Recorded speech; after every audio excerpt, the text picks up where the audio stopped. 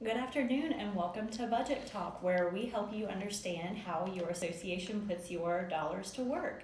Joining us today is Karl Stevens, our general manager. Karl, if you could just kind of walk us through the process for the budgeting. Sure, we start very early in the year. We start looking at our monthly estimates that we're seeing for the year. We'll look at some quarterly estimates for the end of the year for how our cash flow is going for our revenues and expenses. We work with each department every month to see how are we going, is our forecast holding true.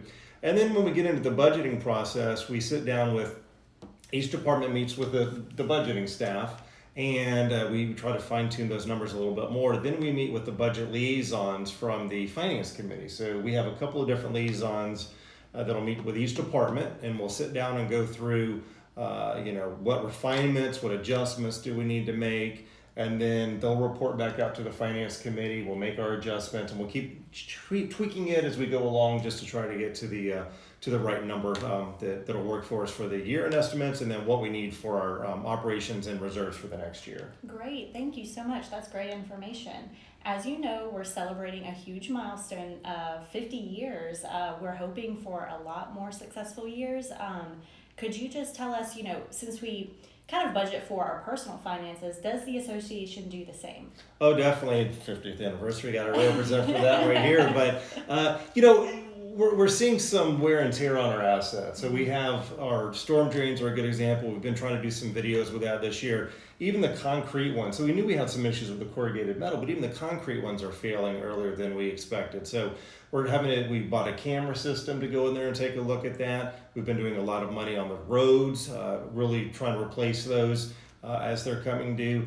And the good news is our cart paths, we've almost replaced all of them to concrete now. So going forward, we'll just have to do some minor repairs and replacements, not wholesale. Mm-hmm. But it is important, just like your own finances. You set aside money for having to replace a refrigerator right now. So you got to set money aside for that, or a roof or something. So we work really hard with our capital asset management plan and our reserve subcommittee to make sure we have the right amount of money set aside for us.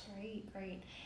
In 2019, we partnered with a reserve analyst where they studied our assets. Can you tell us why that was so important for us to have that information and have that study done? Sure, really best practices for community associations. We've done a lot of that on the ground. We have a lot of great staff expertise. We have engineering firms, but it's good to take a look out into the community and what are other community associations doing as far as setting aside monies and reserves and the right amounts. So we had a professional reserve analyst help us out with that, and he helps us update it every year going forward. We're in the process of that right now.